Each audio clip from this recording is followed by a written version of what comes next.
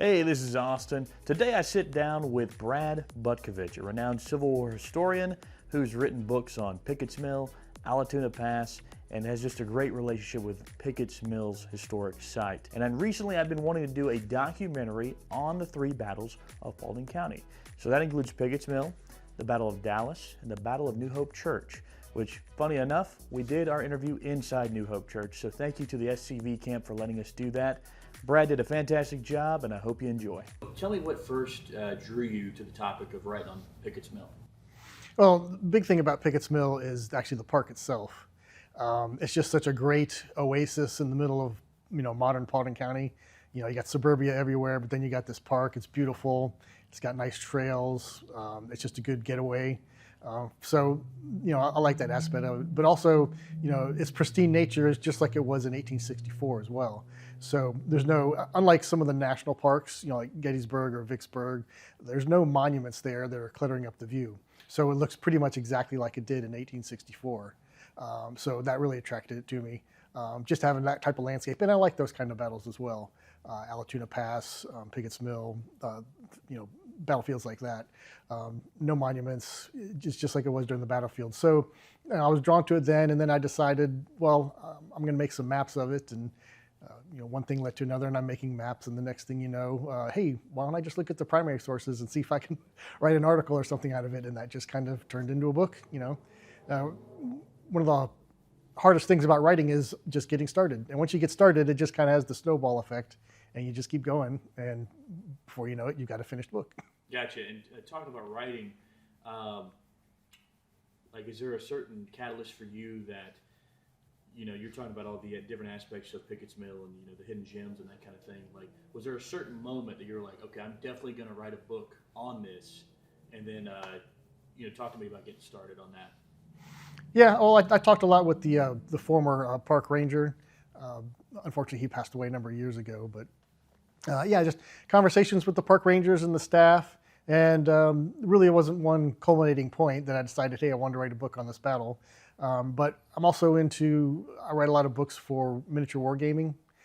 So, looking at that and that kind of aspect of it, and I said, oh, hey, I could probably write a real book about this battle. So, yeah, tell me a little bit about that. I mean, so you said miniature wargaming, like we're talking like Warhammer, that kind of thing, or are we talking more like Gettysburg, like the kind of like reenactment games, like the? No, yeah, I mean tabletop miniature, lead miniatures. Of course, there's different scales, but yeah, you put miniature armies out on the table, and you get to refight battles. You can do what ifs. You can do historical battles. You can just play a made up battle. But it's a very popular hobby, throughout the country and throughout the world. Honestly, of course, you mentioned you can have the other ones. There's science fiction ones and there's fantasy ones. But here in North America, Civil War and American War, the Revolutionary War, they're very popular too. Yeah, and so which ones in particular were you writing for before you crossed over into history books?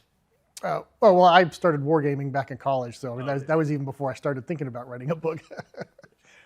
Okay, and then gotcha. So you're talking about Pickett's Mill earlier, so let's I'll bring us back over there. So just the citizens, was there people living in Pickett's Mill when all that battle was happening? Like there was did somebody own that land? I mean, talk to me about just the person who's not involved with the war. When the war comes to them, what were they in store for, and what was their kind of operandi, if you will?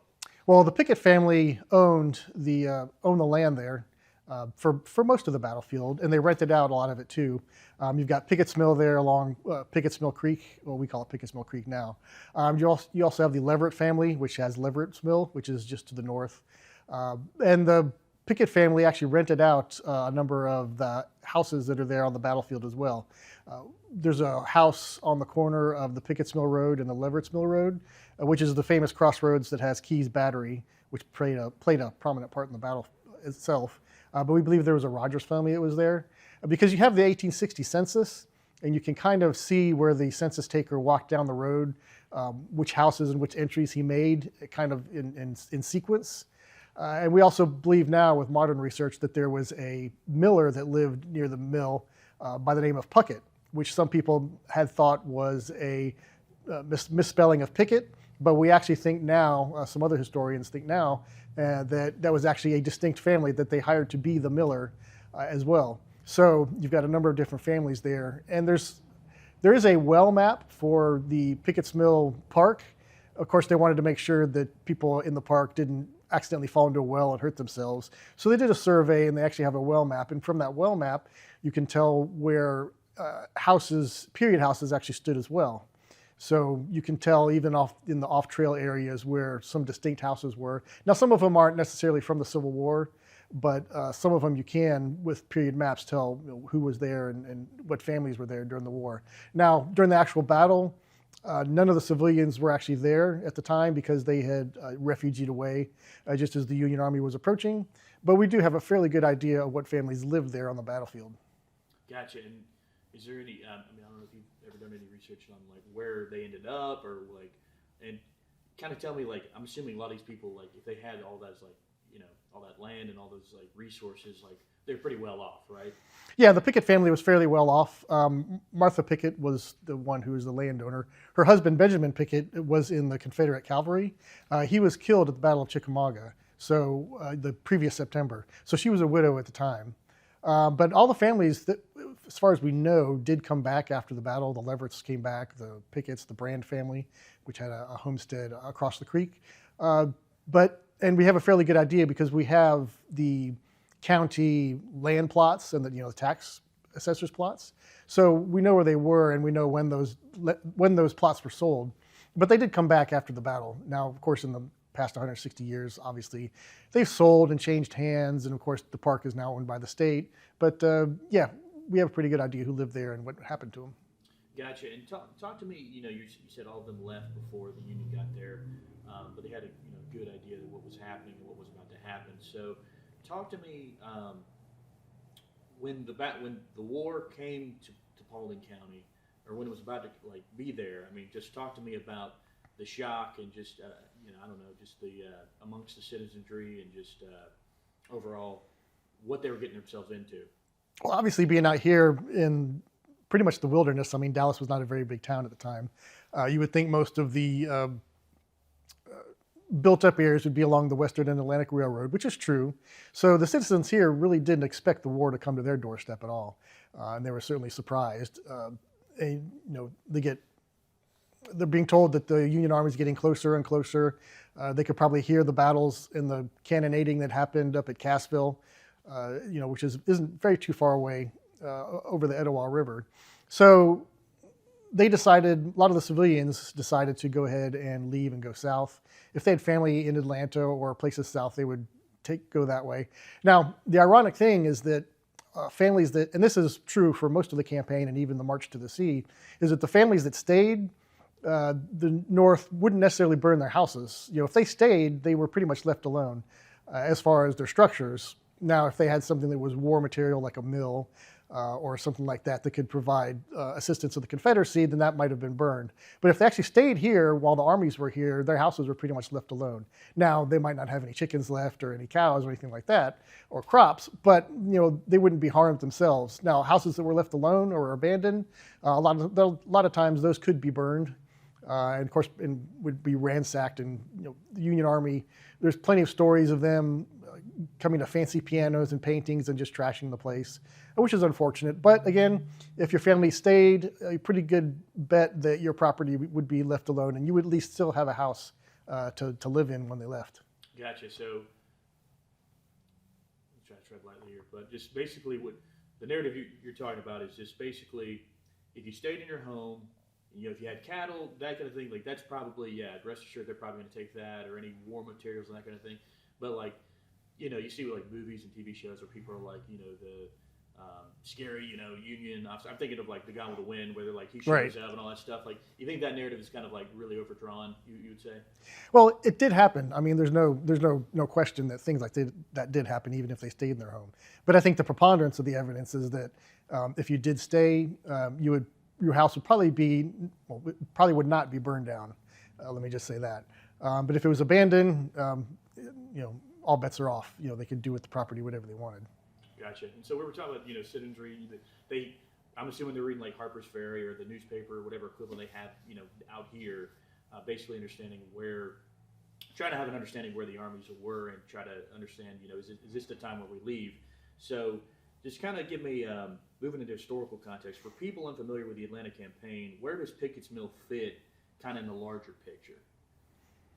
Yeah, well, Pickett's Mill, the big thing about Pickett's Mill is that it's all part of the Dallas, New Hope, Pickett's Mill line.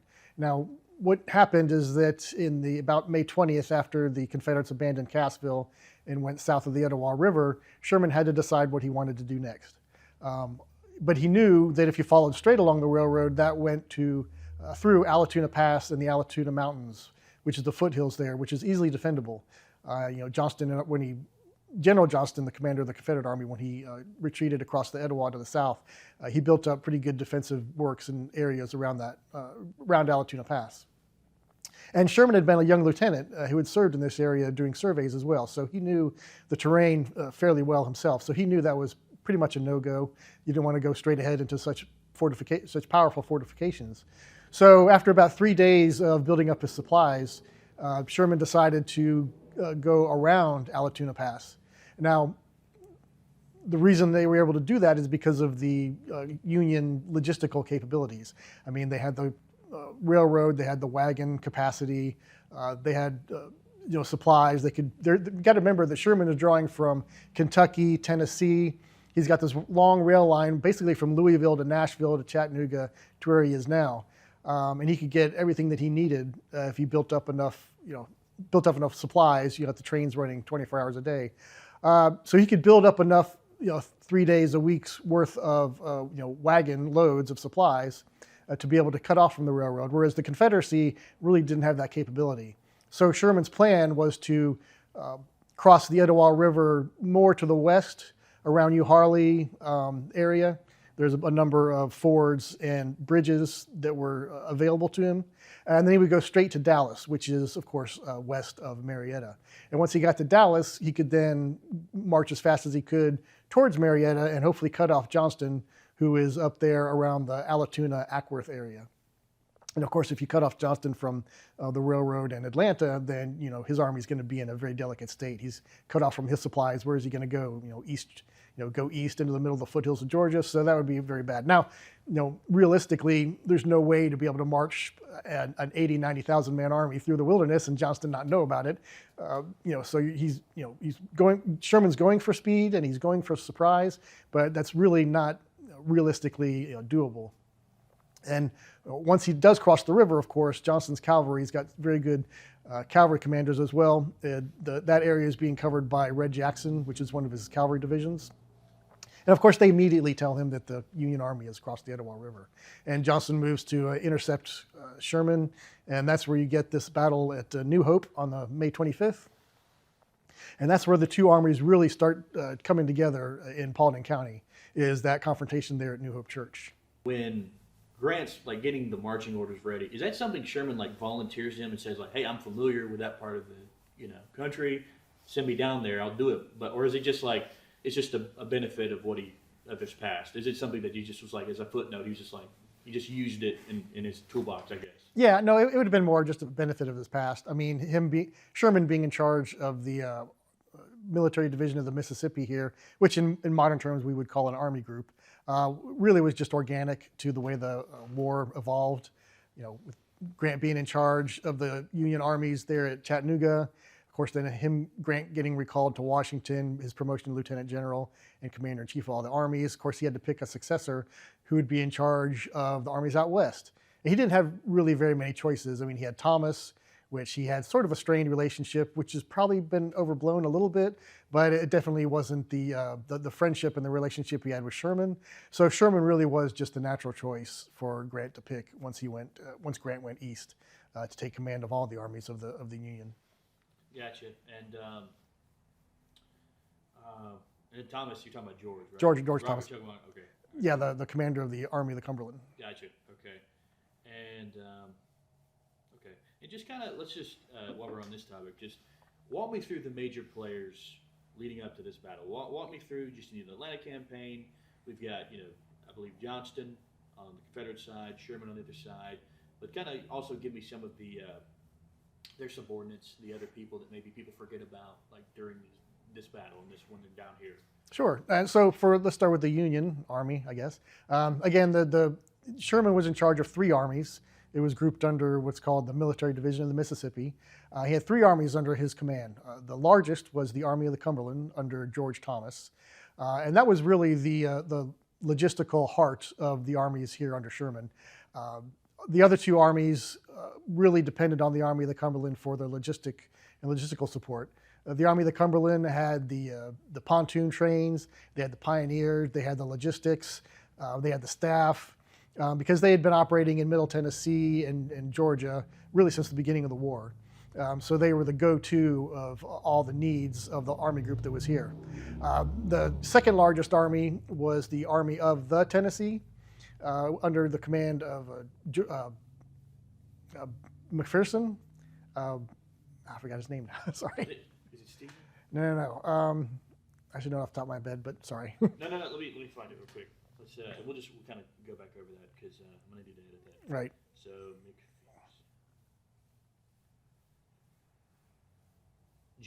James McPherson, yes. So just walk me through that again. So before we go to that second, before we even go to James for a second, just kind of going back to the Army of the Cumberland, kind of talk to me a little bit give me just a couple sentences about Thomas, maybe talk about how he earned his title, Rock of Chickamauga, that kind of thing, and just, I know you already mentioned it's the heart of Sherman's army, but just kind of go into that if you could. Sure. So yes, the Army of the Cumberland was commanded by George Thomas, and he had been a feature of the Army, a bedrock feature of the Army since its inception. I mean, he had fought at Mill Springs in Kentucky really in the early 1862, so he'd been a prominent figure for the entire war. He was a corps commander during the Battle of Chickamauga, and his defense of Horseshoe Ridge and Kelly Field is what earned him the nickname the Rock of Chickamauga, which stuck with him for the rest of his life, and it was well earned. I mean, he did a fantastic job as defending that part of the battlefield in 1863, the Battle of Chickamauga. Once the Army had retreated back after the defeat of Chickamauga, once the Army had retreated back to Chattanooga, the confidence in the current or then commander, William Rosecrans, was really on the wane, really even with the War Department in Lincoln. So you could pretty much say his days were numbered. And when Grant was giving command of all the armies west of the Appalachian Mountains, he had to decide who he wanted to keep in charge of the Army of the Cumberland.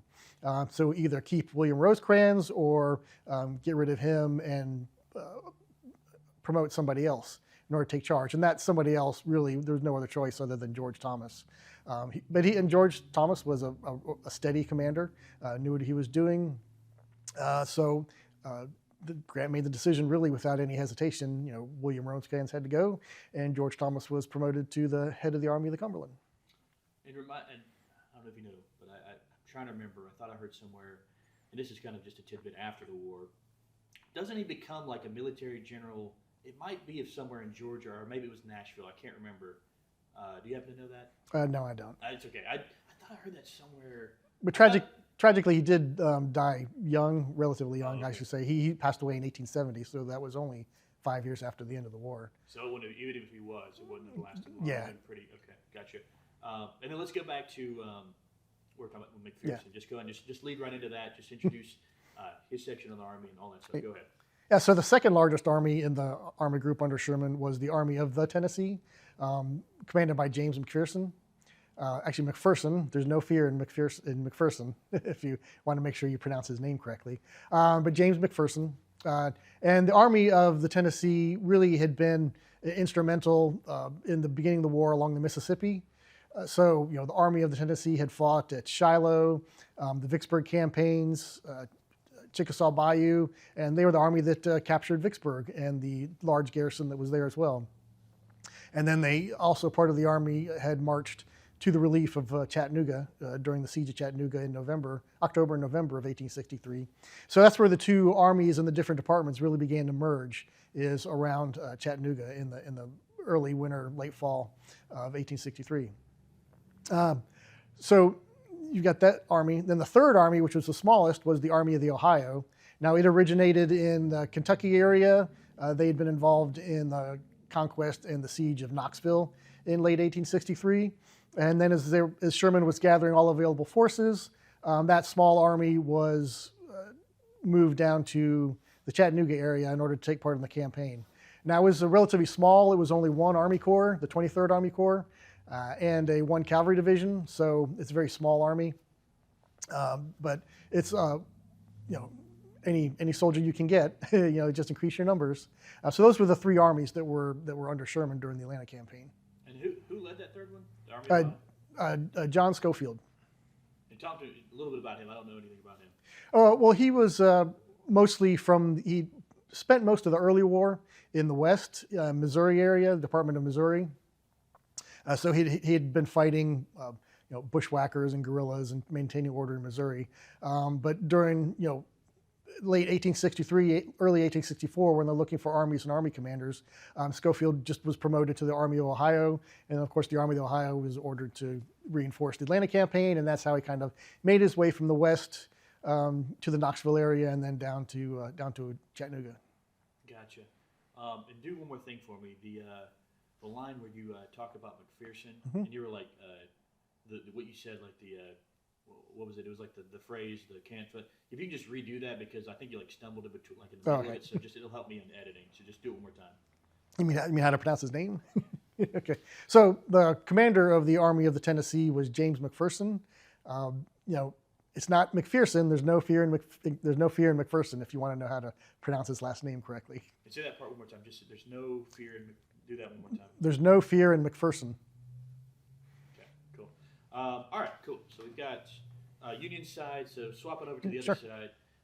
Well, right before we do that, just kind of, this might be kind of a bit much, but just kind of where we're in 1864, right? Mm-hmm. So just kind of talk to me about. You've mentioned all these other, all these accolades, where they've been, what they've done, all the stuff they've seen. Kind of just give me just a short perspective on just what these guys, just the general sentiment for most of these guys on both sides of the war. This war is raging on for 4 years, and just kind of tell me where we are in the general plot, I'd say, of this of the Civil War. I guess if you would. Okay. By this time in March or April 1864. A lot of the men in both armies were veterans.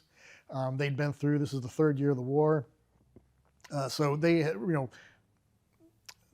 joined the war with the sentiment that they wanted to, for the Union side, preserve the Union. For the Confederacy, they wanted to defend their homes, defend their country.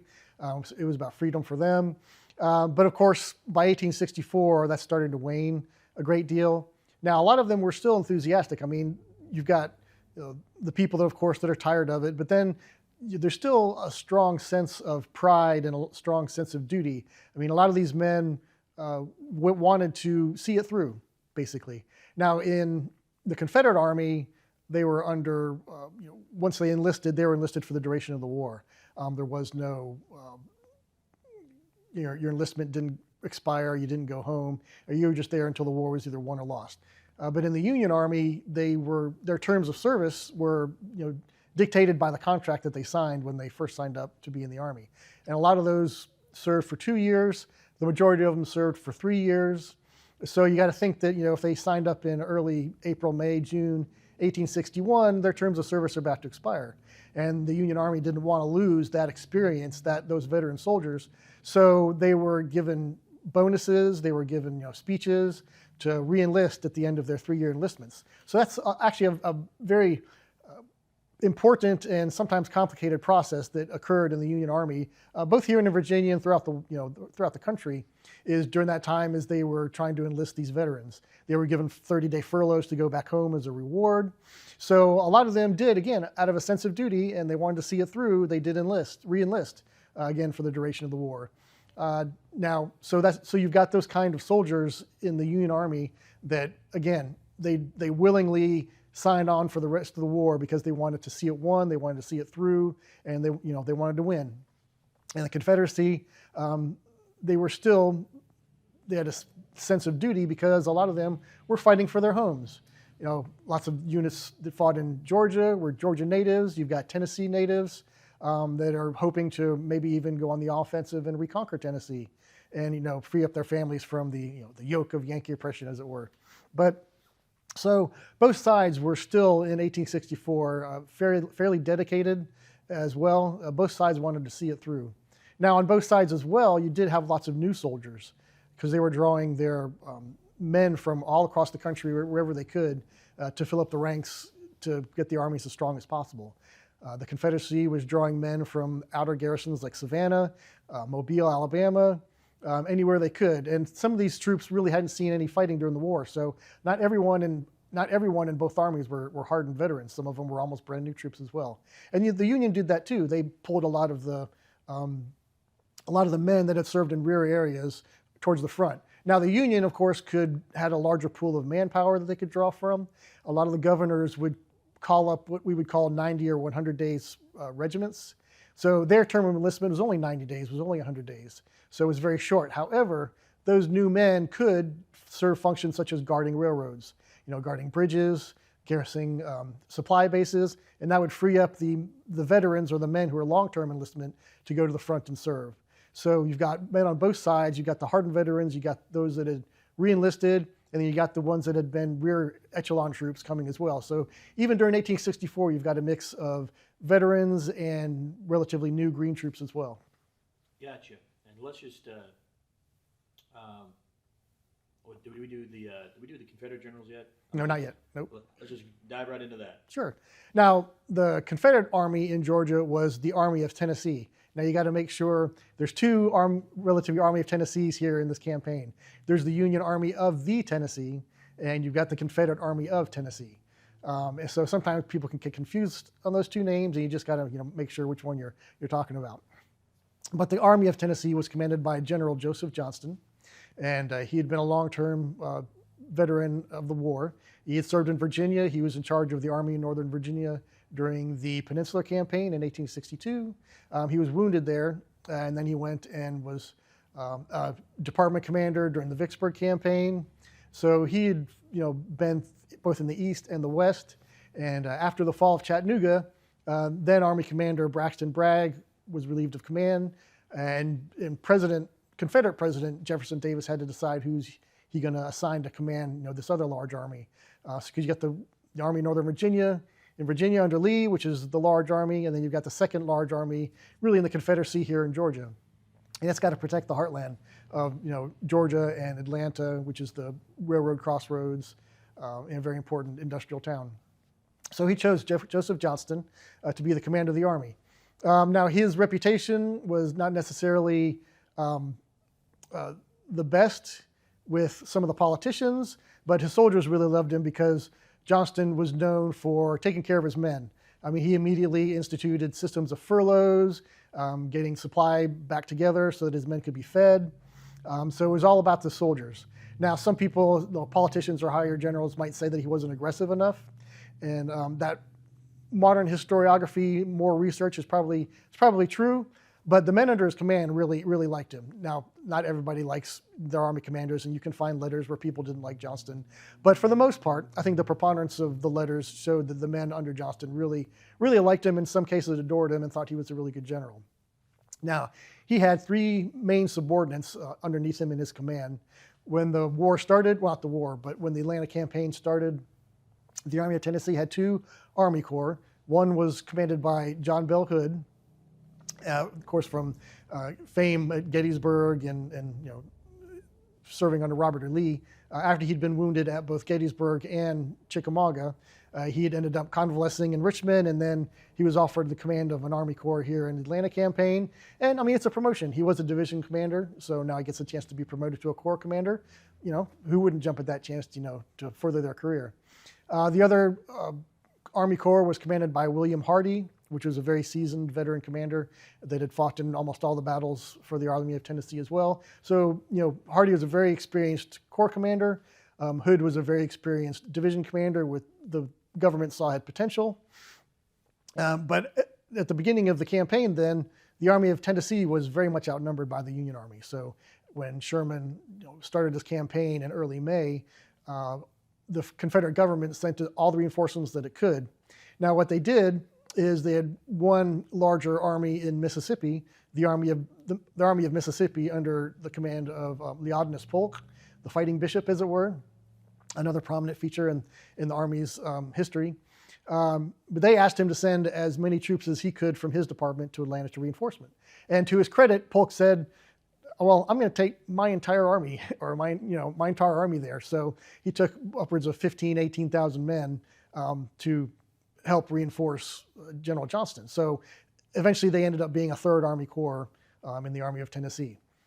So now you've got 3 corps. They're all very experienced commanders.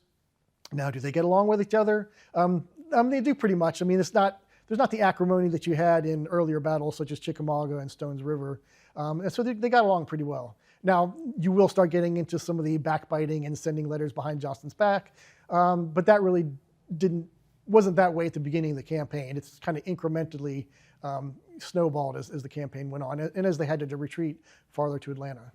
Gotcha. And that's mainly about Hood, right? Yeah. Okay, cool. And we'll just say that because I know that's more like, so as we get out further east, it becomes more of a thing. For somebody, this is talking to me about me in particular, tell me a little bit more about Hardee. I don't really know much about him, but out of the 3, you got Polk, Hood, obviously, and then you got him. So kind of tell me a little bit more about him. And then if you have any, if this is overdrawn, then don't worry about it. But just if you could, just tell me a little bit about the how do you say that word? I wouldn't say craziness, but the eccentric nature of Polk, if you could. Just kind of get into that just a little bit, if you could. I don't know too much about Polk. That's as okay. far as I think McMurray, yeah, I think he does know a lot, so yeah. I'll rely on him. But just tell me a little bit about Hardee, if you don't mind. Sure. So yes, Lieutenant General William J. Hardee was one of the Corps commanders. He had been a bedrock of the Army since the very beginning. He had fought at Shiloh. He was a Corps commander at Stones River. He had, after the acrimony, after the Battle of Stones River, he had transferred out to Mississippi to get out from under Bragg, because they didn't necessarily get along, but who did get along with Bragg? So,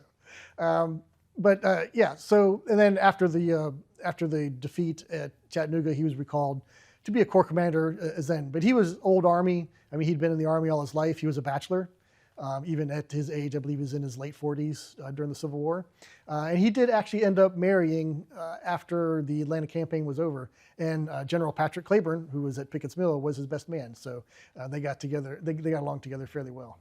Gotcha. And then diving a little bit back into Johnston. So Johnston, correct me if I'm wrong. I could be wrong about this. Wasn't he he was a big prominent figure at the beginning of the war, right? Like with Manassas and all that stuff. Was he leader of that? Yeah, just.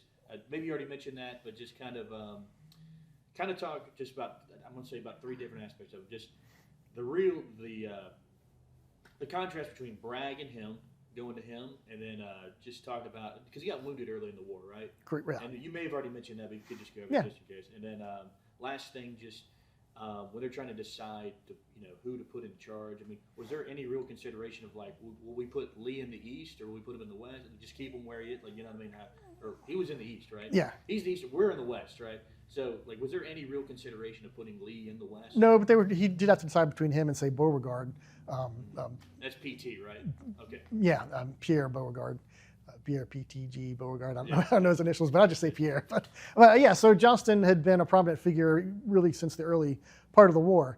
During the Battle of First Bull Run, or First Manassas, he had been in charge of the armies in the. Sorry, I have to pause here, maybe edit. Okay. But yeah, I can't remember First Bull Run. Sorry, I'm drawing a blank. But I think, but I think Johnston was the reinforcements from the valley. But yeah, Johnston had been a prominent figure since the very beginning of the war. He had fought at First Bull Run or First Manassas. He and General Pierre Beauregard there as well. Then he was given command of the Army of, renamed the Army of Northern Virginia, and had fought in the Peninsular Campaign. He was wounded at Fair Oaks, Seven Pines, Fair Oaks, that dual battle there.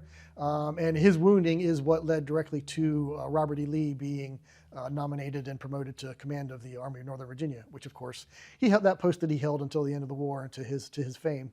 And then after that, Johnston went to different departments in the West. The command dynamics of the upper echelon of the Confederacy is a very interesting topic. See, Johnston at the beginning of the war, his pre-war Union rank was very high. So he expected when he went to the Confederacy that he would get a corresponding high rank, which he did not. So that was always sort of a sore point between him and President Davis. So those two never really got along for the rest of the war, to the detriment of the Confederacy. I mean, if you don't have command harmony, then that's really just not going to lead to good things in future prospects. But so when the time came to appoint a new Army commander for the Army of Tennessee after the defeat at Chattanooga, there was only a small pool of general level officers that Davis could pick from. You had Johnston, you had General Beauregard as well, and then you had maybe perhaps Robert E. Lee. But of course, Lee was not going to leave Virginia really under any circumstances, and Davis didn't want him to. I mean, that's where Davis needed him, where his expertise was and his fame was, so Davis was not going to pick Robert E. Lee. He also, unfortunately, again, the command disharmony, Davis did not get along with Beauregard either. After the Battle of Shiloh, Beauregard had been in command of the Army after the death of Albert Sidney Johnston, but there was some disputes. He went on sick leave, but he didn't ask the right way, so he's relieved of command basically for abandoning his army, which is kind of maybe threading some hairs, but it is what it is. That's when General Bragg was promoted to command of the Army of Tennessee. So you got these two, Johnston and Beauregard, that Davis really doesn't like either of them. And he's got to decide one. So I guess in the end, he would decide the one he got along the best with, or at least the least acrimonious with, and that was Joseph Johnston. So that's how really he got command of the Army at the Atlanta campaign. And then just talk to me, just going from Bragg to Johnston, there's so many people. I feel like Bragg gets beat up on a lot, and just kind of talk to me about the shift of going from Bragg as the commander to Johnston. Well, so yes, so Braxton Bragg was commanding the Army of Tennessee actually he'd been in command since after Shiloh, and then he was relieved of command after the defeat at Chattanooga in November of 1863. And the Army was actually originally offered to William Hardee. And for whatever reason, maybe not thinking he's experienced enough, or not wanting to get into the morass of Army high command and those politics, he declined the post. And that's when Davis, through his decision-making, went with Joseph Johnston. And Hardee still, despite the fact that he turned down the command, still felt kind of slighted as well. So, there's no perfect balance either way. You're not going to, you can't win, you can't lose, in situations like that. But I mean, other than that, though, I mean, personally, Hardee got along very well with Johnston command-wise. So there was no acrimony there, even though he'd been, taken over his post that he thought maybe he should have had. The spring of 1864 was the third year of the war. And of course, the Union has to decide what their grand strategy is going to be. You have two main theaters of the war at the moment. You've got Meade and Grant versus Lee in Virginia. And then the other second largest army here is in Chattanooga with William Tecumseh Sherman. But Sherman has to decide what he's going to do. And all of that is decided by Grant, who at this time then is the commander-in-chief of all Union armies. And Grant's strategy is to launch his spring offensive all across the board, all across the country. That way, the Confederacy cannot respond by, if one theater is inactive, they can send troops to help in one theater, to the detriment of another, which is basically what happened during the Battle of Chickamauga. Lee was able to send an entire Army Corps from Virginia to Georgia, which heavily influenced the victory at Chickamauga in September '63. So Grant wanted to avoid that. So all the armies in the Union were supposed to step off simultaneously at the beginning of May. Now, Sherman had his army group, and they had their objectives. Now, contrary to might think, the capture of Atlanta was not Sherman's primary objective. His primary objective was to destroy Johnston's Army of Tennessee, actually the army itself and the soldiers there. Because if you get rid of the soldiers, then everything else is secondary. You can march wherever you want and influence the area that you're marching through. And also, if he destroys Johnston's army and keeps it busy, then that prevents Johnston from detaching troops and sending them to reinforce Lee in Virginia. It's a whole combined strategy. There's not one theater that's more important. It's kind of reminiscent of Scott's Anaconda Plan at the beginning. It's just a slow constriction Sorry. It's just a slow constriction of all the Confederate armies in the field. So one can't help another. Now, that's not to say Atlanta wasn't important. It was an important industrial center for the Confederacy. It had several plants that, while they didn't have large, forging like ironworks that could make cannon, they did make caps for pistols. They made small arms. There were several mills in the Atlanta area that made cloth and clothing and blankets for the Confederacy. So it was very much a very good supply base and area for the Confederate Army. It supplied lots of material for the Confederate effort, for the war effort.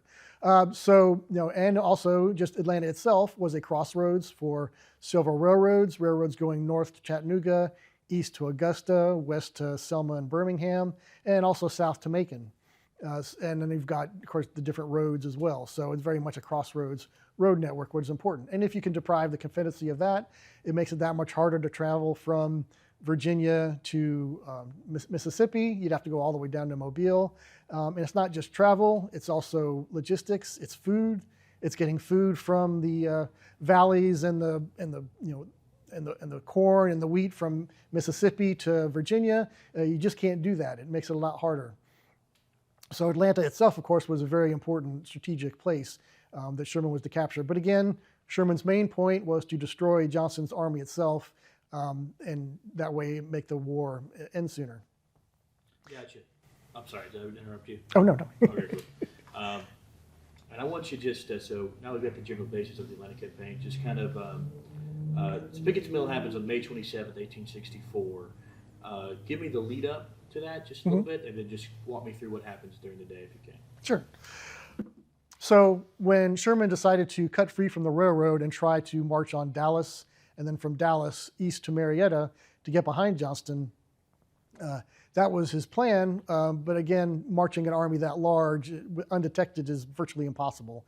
So as soon as Sherman had crossed the Etowah River to the south side, Johnston knew what he was doing, and he moved his Army of Tennessee to intercept. And the two armies met first at New Hope Church, and that was sort of the sticking point where the two armies came together, and everything sort of spread from there. Now, that battle was in the evening of May 25th, and when dawn came the next day, you've got these two armies in the middle of the wilderness, because Paulding County at that time was very much raw wilderness. There were a couple farms here and there, small farmsteads, but you didn't have any large fields, you didn't have large plantations. It was all broken valleys and ridges and streams, so it was very rough terrain. But once the army was in contact at New Hope Church, the armies had to spread out left and right. Sherman knew he wasn't going to get anywhere doing more frontal attacks. So with the army backed up behind the road network back behind New Hope Church, he had to spread his army out to the left and the right. And that's what most of May 26th was doing, was spreading the armies out from that point of contact at New Hope Church. Now, the Union Army of the Tennessee under McPherson was at Dallas. They had approached the area basically from due west or northwest. So they were separated from the other two armies under Sherman's command. So that's where you get the trenches outside of Dallas, where the Confederates were keeping McPherson's army at bay, basically. But then most of the 26th at New Hope Church, again, was spent spreading to the left and the right, building trenches, trying to find a weak spot in the enemy's line. And the Confederacy was doing as well. I mean, Johnston was spreading out his men to counter any moves that Sherman made as well. So on the 27th, it was pretty much more the same, but Sherman was getting kind of tired of just spreading his men out. During the 27th, he and Thomas did some reconnaissances on the eastern flank of the Union line, basically the left of the Union line. And everywhere they could see, they would go to the end of the line, and if they went far enough, they would see on the opposite end, you would see the Confederate trenches, being built there as well. So they decided to make Sherman and Thomas decided to make a Hail Mary, a wide swing. They were going to take several units and make a wide swing. I mean, they were going to march like a mile and a half outside their lines, and then try to swing behind them and try to get behind the Confederacy, behind the Confederate Army. So that was the plan for Pickett's Mill. Now, The person they placed in command of that movement was General Oliver O. Howard. He was another transplant from the East. He had been in command of the forces at Chancellorsville when Stonewall Jackson destroyed the flank there. But he had done a good job at Gettysburg as well, and he had actually gotten the thanks of Congress for his actions. So he was by no means maybe controversial, but he wasn't a poor general. He was a very solid infantry commander. So, Pause 1 second. So at this point, is he missing the arm at this point? yes. He's missing the arm, and Hood is missing a leg, right? I think it's his left leg, but yeah. Leg. Correct, yes. Okay. Now Hood's arm was maimed, so it was fairly lame, but it was still attached, as it were. But yes, he lost his leg at Chickamauga. His left one, I think. I believe, might have been his right. I don't remember off the top of my head. Gotcha. Could you just mention that about Howard, just like Yeah. about the arm? So General Howard had lost an arm early in the war as well. Actually at the same battle that Johnston had been wounded, Seven Pines and Fair Oaks. So he'd lost his arm, and but again he was an Eastern transplant over into the armies here in the West. He was in command of the 4th Army Corps in the Union Army, and he was under Thomas in the Army of the Cumberland. Now, just because of the way some of the units were lined up and arrayed that morning, they actually had to take 2 divisions from 2 different Army Corps. So you had Thomas Wood's division from Howard's 4th Army Corps, but also nearby was Richard Johnston's, also nearby was the 14th Army Corps division under General Richard Johnston. So these 2 together were two divisions, each about 7,000 men each, 7,000 men each. But 2 divisions forming a corps, they put General Howard in command of both.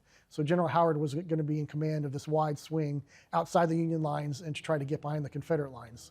And they took off on their mission around 11 o'clock, maybe a little bit after 11 o'clock in the morning. They went through the woods. Again, there was no roads in this area that they were going through, so it was up and down ravines, slopes, lots of stopping to reform their ranks. So they spent the better part of 2 to 3 hours doing this. Now they would get close to the Confederate lines, and they would send out, some of the officers would go out to the edge of fields and see how far they'd gone. They would go there, they would see that there were still Confederate trenches in front of them. Then they'd have to back up, move over to the left some more, and keep on marching. But about 2 o'clock, they came to the Pickett family area, and they stopped there, and they got to Howard, and General Johnson and General Wood went to an open field, and they looked across it, and while there were trenches there, they could see that the Confederate soldiers across the field were still actively digging them. So they knew that, and to Howard and theirs right, there were no trenches, so they knew they were at the end of the Confederate line. Now, this is what I like to talk when I'm on tours or like to talk about the Battle of Pickett's Mill is leadership. Why generals and people in charge make the decisions that they do. And this is the decision that General Howard had to make. It's really the central decision of the Battle of Pickett's Mill. General Howard is a mile out from beyond the Union lines. He doesn't have any direct support. So he basically has 3 choices. Number 1, he has positive orders to attack. I mean, Thomas's orders are to find the end of the Confederate line and attack it, either the flank or get behind them. So he can attack. He can take all 14,000 men, and he can charge straight ahead and see what happens and what develops. The second option is, again, he's a mile out from the main Union lines. It's about 4 or 5 o'clock. It gets dark, say around 6 or 7, especially out in the woods. He can go ahead and stop where he is, and he can dig in. He can dig in, and then he can make sure he connects himself with the rest of the Union Army and make sure that he's not counterattacked and overwhelmed by a larger portion of the Confederate Army. But that's not what his orders are, of course. And his third option is maybe something in between. We might call it a reconnaissance in force today. We could send some units forward, see if they can find a weak spot. If they find a weak spot, they can reinforce it with more men and exploit it and take advantage of it. Or if they just come up against a brick wall and the men get nowhere and they're taking higher casualties, Howard can just stop where he is and not go any further. And then, again, kind of meld into that second option where then you dig in and then you make connections back to the main army and then you go from there. So Howard decided on that third option, kind of the reconnaissance in force. Now, the unit that he chose to make the main attack at Pickett's Mill was General Tom Wood's division of the 4th Corps. And the commanders there, they had a conference trying to decide what to do. There was General Wood, there was General Howard, there was the lead brigade commander that was at the forefront for Wood's division, a general called William B. Hazen. And when Howard said, "We'll put in Hazen's brigade and see what happens," Hazen was kind of taken aback. He was expecting the entire division to go forward all at once. All of a sudden, he's getting orders to just send his single brigade by itself forward to see what happens. No commander wants to know that he's being sent forward all by himself into the jaws of the enemy, but that's where we were, and that's what happened. All right, so when the Union Army decided to march forward, of course, they were at the end of the Confederate line. Now, the commander at the end of the Confederate line was a general called Patrick Cleburne. He was widely known as one of the best or the best division commanders in the Confederate Army, really even east or west. He had been a feature of the Army again since the beginning. He had fought at Shiloh, at Richmond. His division had helped smash the Union flank at Stones River. And he had fought again at Chickamauga. And he had made a very famous and successful stand against the Union armies at Chattanooga. He had defended Tunnel Hill, and he'd also fought a rear guard action defending the Confederate Army at Ringgold, Georgia, during the retreat from Chattanooga. So he was very well known. He was widely considered the best division commander, and he happened to be the one here at the flank at the time. His division was known for having unique battle flags. When General Johnston took over command of the Army of Tennessee in December, there were so many different battle flags carried by the regiments because the Army was made of so many disparate commands from Mississippi, from Tennessee, from Georgia, that there were just so many different battle flags. Johnston decided to standardize on one pattern. The men in Cleburne's command sort of, I wouldn't say revolted, but they let their opinion known. They didn't want to get rid of their flags. So because of their service, Johnston let that division keep their famous battle flags, which was a blue flag with a white moon or circle in the middle. So if the Union Army was fighting against the division with the blue moons in it, they knew they were fighting up against the best division in the Confederate Army. So General Howard had sent General Hazen's single brigade forward at the beginning of the battle. It numbered maybe around 17,000 men. But again, marching 14,000 men through the wilderness is almost impossible to do undetected. So the Confederate knew they were there. Just minutes before the Union attack, the General Cleburne took one of his brigades under Hiram Granbury and marched them down the Pickett's Mill Road to cover that area, and then turned off to the left, and then they were overlooking a large ravine that runs through the area and the current battlefield. And half of Hazen's brigade had to go up down this ravine and up the other side, where they met the Confederate Army and were blasted at point blank range. And they didn't get very far there as well. And the fighting raged there in the ravine basically until nightfall. The second half of Hazen's brigade split off to their left and crossed an old cornfield that was on the south side of the Pickett's Mill Road. Now, the only defense there were some Confederate dismounted cavalry, and they're really not meant to fight toe-to-toe with infantry regiments. But Cleburne, again, noticing that the Union Army was getting around his flank, ordered another of his brigades, commanded by Mark Lowry, to march through the woods and march to the cornfield and semi-surround the Union that was fighting in the cornfield there. And there, with the help of the Confederate cavalry that was already making a stand, they were able to close that breach and stop the Union from being able to exploit that weakness, and charged and pushed them back to the northern edge of the cornfield there. So that was really the Union Army's only chance of winning the Battle of Pickett's Mill, was not there in the ravine, which is probably the most famous landmark there, but actually in the cornfield and being able to get around the flank.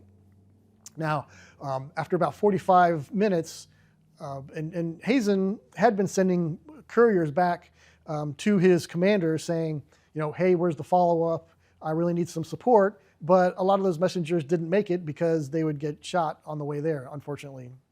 But after about 45 minutes, General Wood decided to send in his second brigade under Colonel William Gibson, and they charged across the ravine. Now, they didn't spread out as much as Hazen's brigade did. They went straight down the ravine and straight up. And they actually ran into the same buzzsaw that that Hazen's men had at the top of the ravine, firing point blank range. Now we're talking, when I say point blank range, to clarify, that's like 20 yards and 30 yards away. I mean, if you think of it as terms of a football field, that's not very far at all, especially when you're talking about, rifled muskets of the day.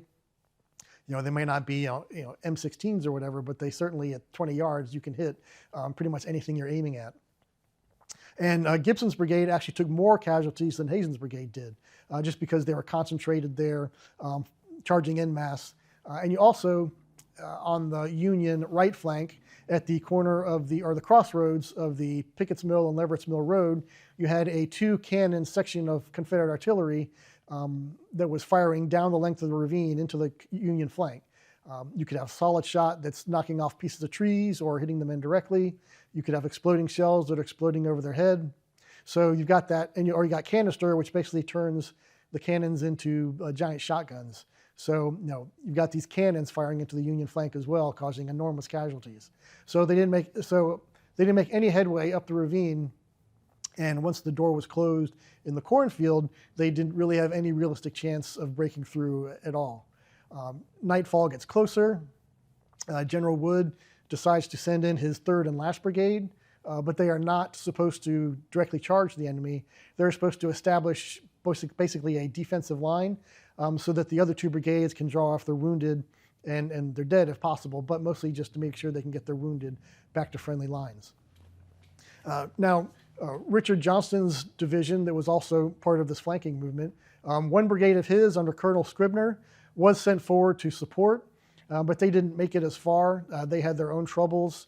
There were Confederate cavalry across Pickett's Mill Creek that were firing into their flank. They also had thousands of Union cavalry in front of them. Now, the commander of the Confederate cavalry was Joseph Wheeler, and he is notorious for embellishing his numbers or not keeping very good records.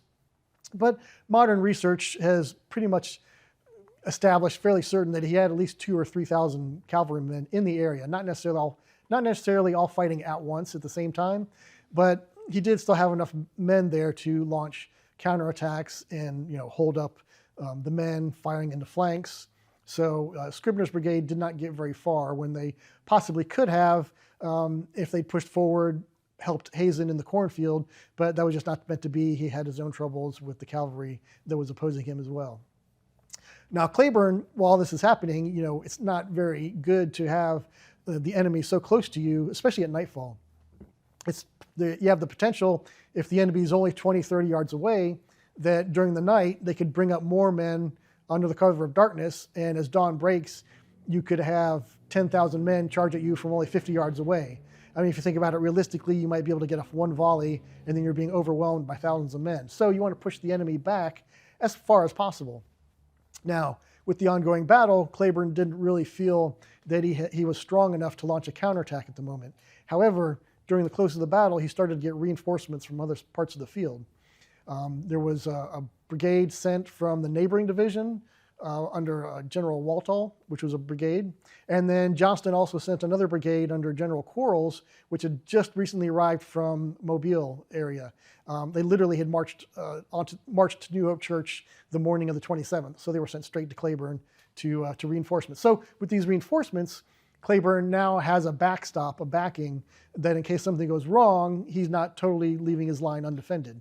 So during the night, or as night falls around 10 o'clock, he gives his frontline commanders, Granbury and Lowry, the permission to charge and go forward.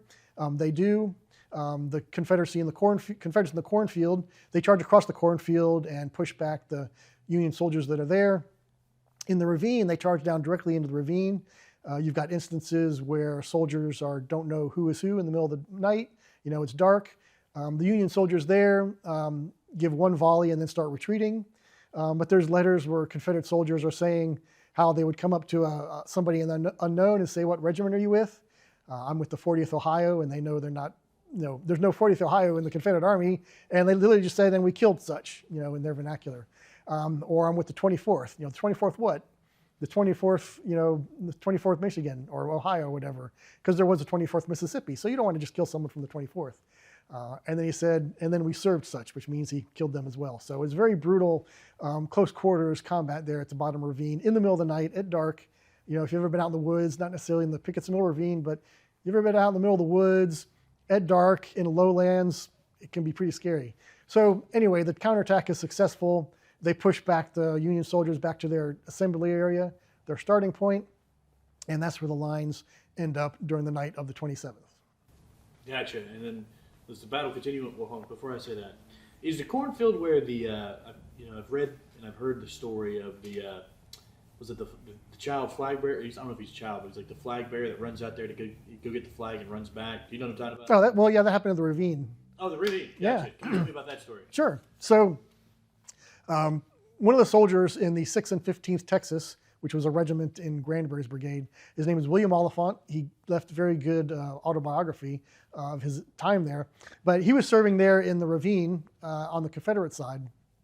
And he says that, and this is actually one of my favorite stories when I'm doing tours, because it's very much this happened here. We know pretty much where this happened, so you can go onto the park and say, you tell the story, this is what happened right here. But so William Oliphant, he's defending the line, and when the second attack happened, the Union attack happened under William Gibson, one of the regiments was an Indiana regiment. It was the 32nd Indiana. Now, they charged up to them, and you might ask, well, how did he know it's from Indiana? They had fairly distinctive flags. I mean, they would print 32nd Indiana on one of their flags. So if you could read it, especially if it's really close, you could read who it's coming from. And the 32nd Indiana is the only Indiana regiment in Wood's division, so we know who that regiment was. But anyway, so the Union Army, when they're charging Oliphant and his regiment, they get close, and all of the color bearers get shot down in front of their regiment. And he notes that several times a Union soldier would run up to these Union flags, these colors, pick them up, and they would get shot down again, until finally one of the Union flags is just lying in front of Oliphant. He says it's like 6 feet away. He could have just reached down and grabbed it. But there was a phenomenon there in the ravine, which would call what they would call the dead space or the dead angle, or we might call no man's land. And if anybody went into this no man's land in between the lines, they would instantly have all the rifles of the enemy leveled at them and shot. So that would happen frequently a lot. The Union would get, an officer would get a company together and try to launch an attack across this space. But when they got into space, they would all get shot down. So Oliphant kind of instinctively knew that if he ran out there to get this flag, he would probably get shot and killed. So he was thinking, well, I'm just going to wait for the end of the battle, and then I'm going to hop out there, get that flag, and maybe I'll get mentioned in a report, and maybe I can get a promotion, because things like that happen. That was how you showed that you were brave, and you got mentioned and even promoted. But as the battle was waning, a Union soldier jumped up, ran in between this space, picked up this flag, and Oliphant was expecting him to run back to his lines. But he stood there, planted his feet, and then started waving his flag in the faces of the Confederate soldiers there, not 10 feet away, 6 feet away. And everybody started pointing their guns at him, but then some voice out there cried, "Don't shoot, he's too brave." So everybody all the Confederates kind of put their rifles down, and the Union soldier with his flag was able to turn around and march off. So that's a small example of chivalry during the Civil War. Yes, of course, a lot of it was brutality, but sometimes there was also kindness and chivalry as well. And it happens just when you don't expect it. And what's also very interesting about this flag is one of those weird coincidences or multiple coincidences in the war. You see, Oliphant had actually been born in Lawrenceville, Indiana. And when he was talking to a prisoner from this 32nd Indiana, it turns out that prisoner had actually sat in his seat in his elementary school. So they went to the same school together, because Oliphant and his family had moved to Texas when he was about 10 years old. The flag that was flown right in front of his face was actually partly made by his aunt, who still lived in Lawrenceburg, Indiana. And the battle was fought on Oliphant's mother's birthday, which was May 27th. So you've got these three coincidences that are just happening at once. And just one of those weird things that happens during the Civil War, but it makes for a nice, good story. Yeah, that's awesome. Wow. Gotcha. Wow. That's cool.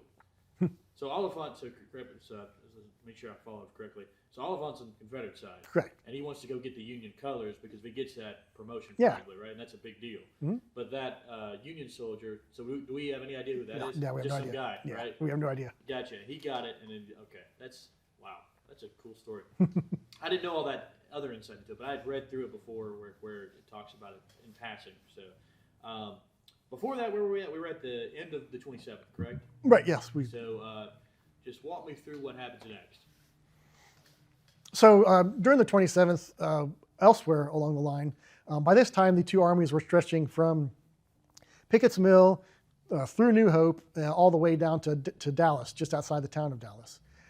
So during the 27th, there'd also been some fighting near Dallas as well, as the Union Army was trying to jockey for position, make sure that they got defensive lines. And of course, the Confederacy was trying to counter them. There was actually a fairly large gap in between the Confederates at Dallas and the lines at New Hope, but on the Union Army as well. So you got gaps on both sides.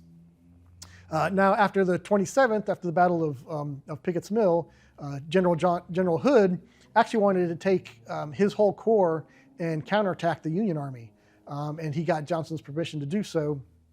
He actually marched behind the Confederate lines, beyond the Union flank, but then he got some intelligence from his cavalry commanders that, at least in their information, the Union flank was not as unprotected as they thought it was. They had actually dug in and were prepared to receive them. In hindsight, that wasn't true necessarily, especially with Hood out there with his whole Army Corps, which we think is 20,000 men. If he had attacked, he probably would have just rolled up the entire Union flank. But I mean, it's dark. You're depending on the cavalry to give you good information, which is not to blame the cavalry. I mean, they're doing the best job that they can as well. But it turns out, Hood called off the offensive and went back to their own lines. And that actually happened to be another acrimonious turn that Johnston would later on say that, Hood said he was going to go on the offensive and he backed down at the last minute, which, ended up fueling more of the post-war controversies between those two, as it were anyway. Gotcha.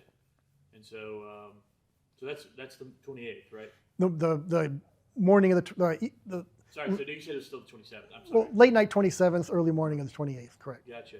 And so, does Pickett's Mill, does it bleed into the 28th at all, or? No, but now that they're there and they're in position, when the morning comes, they both start digging in. They start digging in their trench lines. So they actually, those two forces there end up staying there for the better part of a week, a little bit more. So, and that area around Pickett's Mill really was the right and left flanks of the respective armies until Johnston decided to abandon that line. Gotcha. And, okay, so they stay there for about a week. And just between you, like, how much do you know about Battle of Dallas? Do you know? I mean, just a little bit. Not the high, maybe not the Gotcha. minute tactical, but well Sure. enough. Yeah, I could talk about it in general. Just if you in needed general. to. Just tell me about the Battle of Dallas, because that happens. It's just 28th. right after, right? Yeah, Okay, 28th. cool. Yeah, just kind of just. Let me think before we get on to that. Let me think if there's anything else. Before we do that, kind of tell me about any of the. You were talking about soldiers sending notes home, writing letters and that kind of thing. Is there anything in particular that you noticed, that was a general consensus by a lot of these soldiers? Or was there anything like special that you noticed by any of them when you were researching for this book? Anything like that? Yeah, let me talk about that a little bit. Okay, good. So yeah, and the soldiers' letters at the time, the Union Army was fairly consistent. I mean, they were confident in their commanders. They were confident in victory and what they're going to do. A lot of it's centered on the day-to-day drudgery, what they're doing. Because of this part of the war, a lot of it was fighting on the skirmish line. Now skirmishers, it was a common tactic by the book for both armies, is you send men forward of the main line in small groups, and really has twofold purpose. One is to find out information about the enemy when you can and send that back to your commanders, but also to deny that same information to the enemy, so by preventing them from getting close to your main line as well. And a lot of the Union soldiers remarked that the previous battles, Vicksburg, Chattanooga, Chickamauga, had been stand-up battles with the regiments in two ranks, in line fighting each other in cannons, whereas the Atlanta campaign, someone described as just a giant bushwhacking. I mean, a lot of the combat actually happened on the skirmish lines.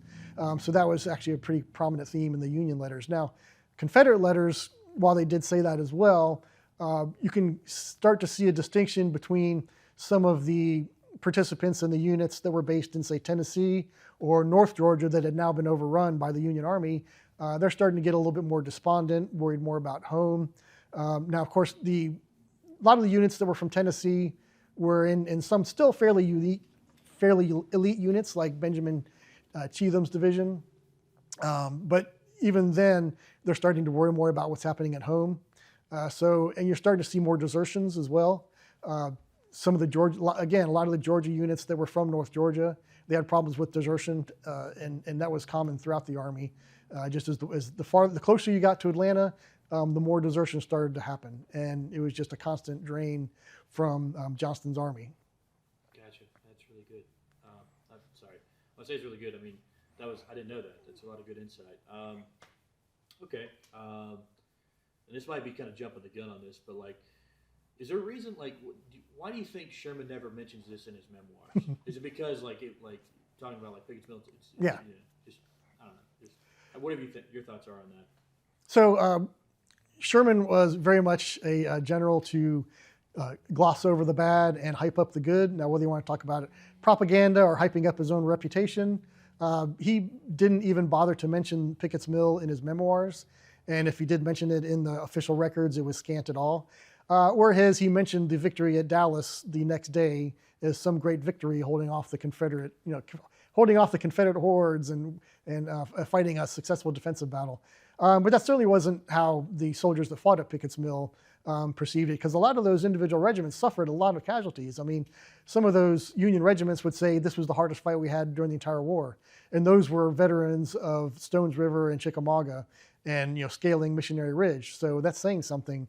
If you have a regiment that has 400 men and you take 50% casualties, 200 men killed, wounded, and missing, it doesn't matter if it's a small battle. That was an important battle in your experience. Gotcha. And I've heard other people think, I don't know what your thoughts are on this, but just I've heard this kind of described as just this style of battle. It's like you mentioned with the soldiers riding home. They're like, this is very different. What we're used to stand-up battles. This is kind of just like a prototype. This battle is kind of a prototype for what's going to happen in World War I, right? The trenches warfare. You're talking about the no man's land. It sounds very familiar to that. Can you maybe say something about that? Yeah, I mean, it was probably more so in Virginia when you had sieges around Petersburg. But yes, by the time you got to the Atlanta campaign, you look at Resaca, you look at the Pickett's Mill line, you look at the lines in Cobb County, and then of course Kennesaw. Yes, as soon as the Confederates found a defensive position, they would dig in and you'd have these trenches. Now, when you have something new like trenches, it forces the people on the offense to come up with new strategies and new tactics to counter them. Do you send in your men massed in a large single group? And while you might have density, you can also take higher casualties.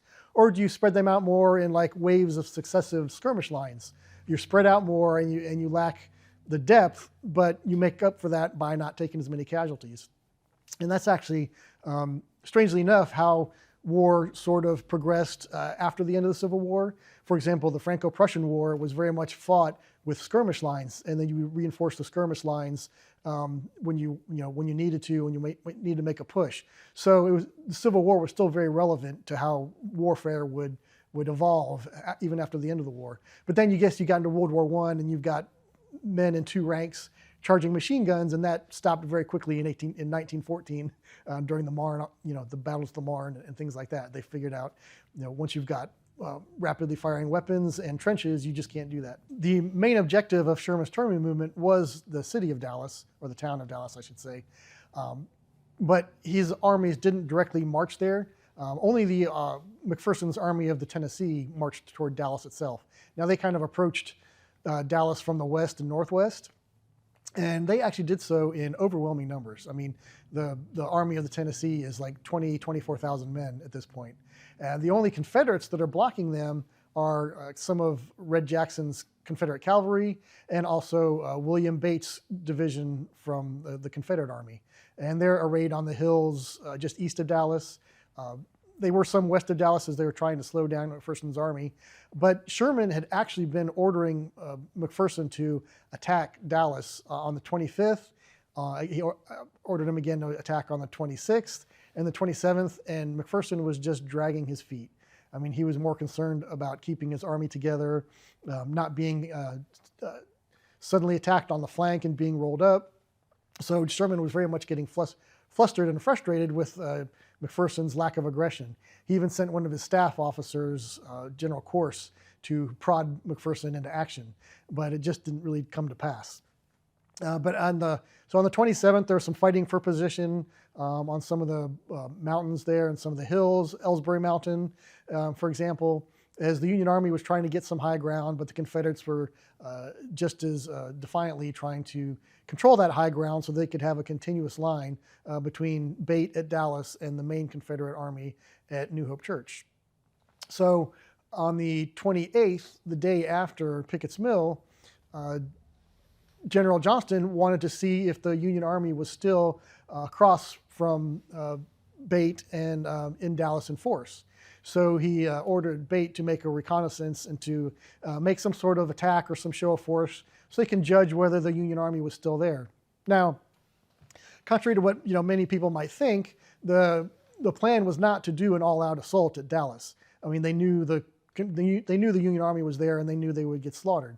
So the plan was for the cavalry, the Confederate cavalry on the flank, to attack the Union Army, and then at a signal, a prearranged signal, which was a series of cannon blasts, then the infantry was to move forward and attack if possible.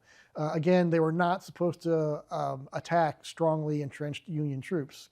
So what happened is that the Confederate cavalry attacked. They overran a Union battery that was on the skirmish line, and they ended up attacking the main Union line. Now, of course, McPherson's entire army is still there in front of Dallas, Georgia. So the cavalry didn't get anywhere. But unfortunately, the infantry commanders, one infantry brigade moved forward and then realized they were not going to be able to get anywhere, and they stopped. Now, the other two brigades, the Florida Brigade under Finley and the what's called the Orphan Brigade, because it was made of Kentucky soldiers that were no longer able to go home to Kentucky, those two brigades thought that, the infantry brigade to their left wasn't there anymore. So they thought, hey, maybe we missed the cannon signal, which is just one of those unfortunate mistakes of war. So they said, uh-oh, we missed the signal with all the firing that's going on. So they, on their own initiative, went forward and attacked the Union line. And they just ran into a buzzsaw. The Union was there in strength. They got close and they got shot down, and they really didn't go anywhere. The Orphan Brigade probably got at least maybe 50% or so casualties, maybe just a little bit less. But they took very many casualties, and they ended up then having to retreat back into their lines, which today is to the east of the post office. The hills just behind the post office there in Dallas, Georgia. Wow. And so just kind of, sorry, bouncing back to Pickett's Mill. Yeah. Just Pickett's Mill overall, so kind of just walk me through New Hope Church. Is that a Confederate? Mm-hmm. Victory, yep. Victory, gotcha. So it's New Hope, Pickett's Mill are both Confederate victories, and then Dallas kind of undermines all that with just the Union just crushing defeat, you'd say. Yeah, but it wasn't, so on the 25th, you had the Confederate victory at New Hope Church. On the 27th, you had a Confederate victory at Pickett's Mill. And on the 28th, you had a Union victory there at Dallas, a defensive victory. Now, the forces involved there weren't as large as either as Pickett's Mill or New Hope Church, but it was still a Union victory. Mm-hmm. Gotcha. And so talk to me just overall, what does this do to Sherman in his march to Atlanta? I've heard it delays him by a couple weeks. Like, what would you say? So yeah, the fighting, if you want to think about it, Johnston abandoned the line here at New Hope Church and Pickett's Mill on the evening of June 4th. So really the armies are stuck in place here from the evening of May 25th to the evening of June 4th, which is about a week and a half, give or take. But once Sherman got here and was stuck in place confronting the Confederate Army, he began to have logistical issues. He's not next to the railroad, so any supplies, you're talking food for the soldiers, ammunition, and fodder and food for the horses as well, has to go by wagon. So they have to send large wagon trains from here in Paulding County across the Etowah River, resupply at Cassville or Cass Station or even Kingston, and then those wagons have to come all the way back here to Paulding County. So that's not optimal for an army to live on, and you start to get shortages. So Sherman knows he has to start shifting back to the east to get back to the railroad. The problem is that McPherson is out here in Dallas, again, kind of cut off from the main Union Army, and most of late May is taken up with him retreating in stages to try to get back to New Hope Church and rejoin the main army. The Confederate attack on May 25th delays that, because got to remember, from the Union perspective, is this just a division attacking? Is it a whole Army Corps? Are we going to get overwhelmed here? So you might think that, oh, I'm a whole army, I'm 24,000 men. You still can't be lackadaisical about it and just not take precautions. You still have to do it in a staged and orderly manner in order to remain control in your troops and remain in operational control of the battlefield as well. So it takes until late May and the first days of June for the Army of the Tennessee to get back to New Hope Church and reunite with the other two of Sherman's armies. And then from there, they start moving in staged advances towards the railroad. They fight over on the other side of Pickett's Mill. They start moving towards Allatoona Creek. And then on the evening of June 4th, Johnston decides that Sherman's going to get to the railroads and there's really no point in staying here. And so they just start to retreat. And again, they abandon the line here on the evening of June 4th.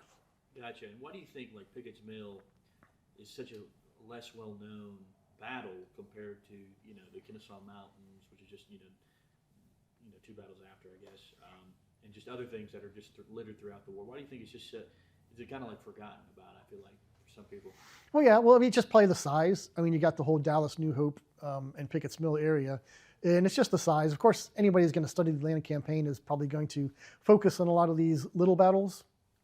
But just as for the general public, you've got this big park here at Kennesaw Mountain that is actually, if you ask somebody a trivia question, what is the most visited Civil War park in the country? Most people would say Gettysburg, but that's not true. Kennesaw is actually the most visited Civil War park in the country, just because of its location here next to a major metropolitan area. Now, of course, I would say even the vast majority are not Civil War fans, but they're people but now it's a park for hikers and joggers and dog walkers, and people just wanted to enjoy the outside a little bit, which is fine. I mean, it's a park and that's part of what it should do. But the modern public is going to be drawn to parks they can visit and places that are high visibility. Now, while Pickett's Mill is great and it's a great park and place to visit, it's still sort of out of the way in the middle of the suburbs. So unless you know it's there, you're probably not going to know to visit it or know that it's available. Right, like you're talking about, it's how it was back in those days. It was back out in the wilderness. Yeah. Gotcha. Yeah. And so one more thing, I don't know if this is again just me kind of just racking my brain, but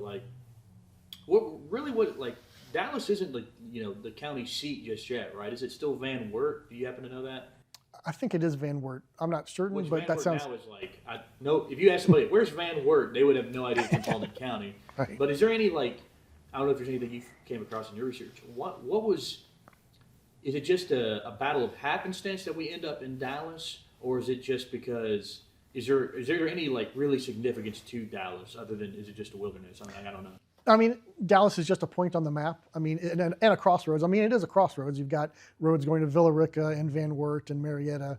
So, when Sherman is looking at the map, how do I get behind Johnston's army instead of going directly across the river into Allatoona? You're going to look at Dallas and say, oh, there's a crossroads. My armies can converge there. You have a point of reference. And then from there, we can march east to Marietta, and get behind Sherman. So it's really just a point on the map and a crossroads where the armies could gather. Is there any questions that people rarely ask you about Pickett's Mill that you think need to be asked? I mean, I don't know. Is there something like an undervalued kind of part of the whole experience that you or maybe some tidbit that you may have that just you share on your tours that makes a lot of people surprised? Oh, I didn't know that. Well, actually, what's kind of interesting, and I've researched this, is again, just because the Battle of Pickett's Mill ended the night of May 27th doesn't mean the fighting stopped there. There was actually, again, a whole week worth of fighting and skirmishing that happened during the park. One interesting, and I find it interesting, is a small unit action that happened there in the park. Now, there's an officer there in the regular army that fought there. His name was Fetterman. And if you are a historian or a history fan of the Indian Wars, the name Fetterman might be familiar. He fought there at Pickett's Mill, but also in 1866, really less than 2 years later, he was part of the Fetterman Massacre out there in the West, the Indian Massacre, where his force got wiped out by a force of Native Americans there. So again, he is an officer that, as many did, fought in the Civil War, but then ended up meeting his end fighting the Indians. And that battle was at Pickett's Mill?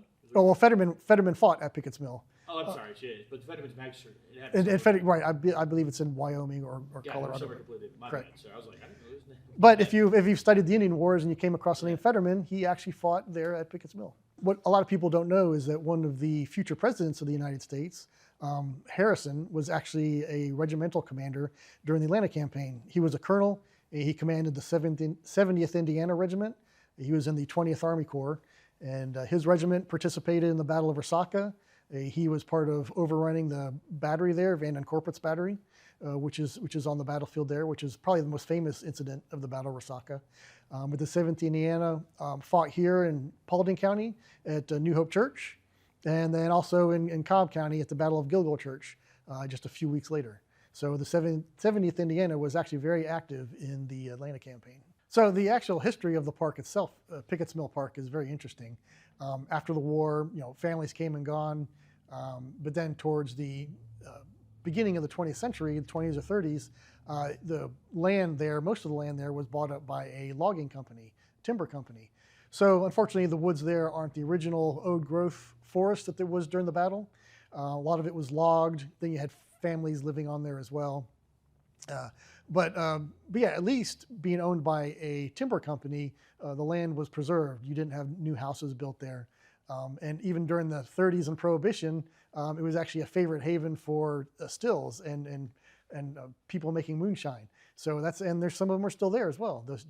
You can find them along creeks and stuff, and they're noted on archaeological surveys as well. So making illegal distilleries is also part of the history of the park.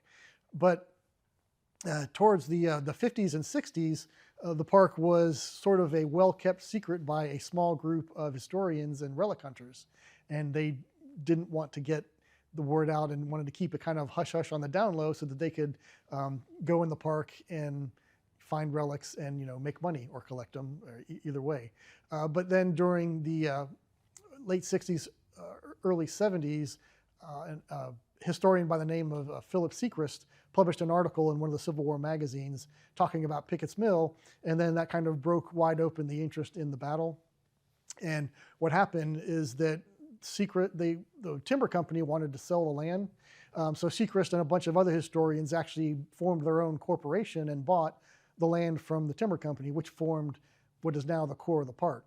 And once they bought that, then it started getting interest from Georgia politicians. Speaker Tom Murphy at the time was interested, so they ended up, the corporations, selling the land to the state for the park. And then there were some minor acquisitions to get some of the outlying parcels. But now currently we have a state park that is about 700 or so acres that is now preserved forever. But yeah, it started off as a timber company, then well-kept secret by historians and relic hunters, and then it was purchased to save it and bought by the state. And it opened up as a park, I believe, in 1991 or 1992, and then it's been open to the public since.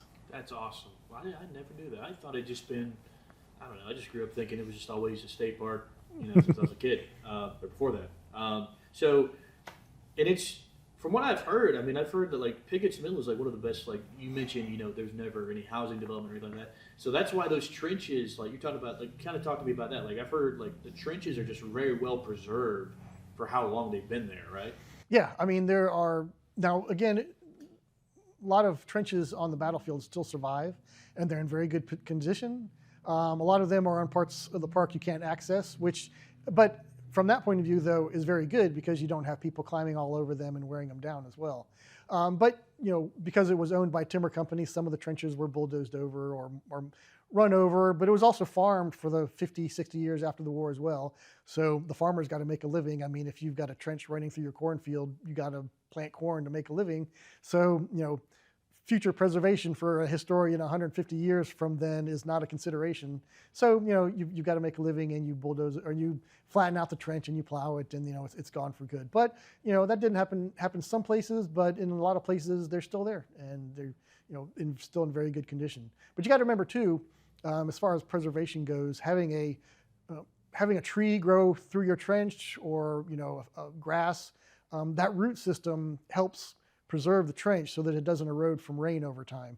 So having trenches out in the middle of the woods, it's actually a good thing. It actually preserves the life of them so they'll last longer. The staff at the park has always been very easy to work with. I get along great with them, so they're always very friendly. The library there is open for anybody that wants to go there and do any research. All you have to do is ask, and the shelves are there, and they will let you access everything they have. Gotcha. And just and you don't need to be a historian or someone with a PhD behind your name or credentials. You can just say, hey, I'm researching for my family, or it doesn't really matter. I would like to access the library, and they'll say, go ahead. Thanks so much for watching. If you made it all the way to the end of the interview, I really appreciate you watching, and I hope you got something out of it. Brad is a fantastic resource and a great author, so definitely go check out his books and buy all of them because they're all great. And next up, we're going to have Richard McMurray. I'm going to be interviewing him hopefully this month here in February of 2026. And so keep an eye out for that. If you like content like this, if you love history like me, hit like, and don't forget to hit subscribe. And we'll see you next time.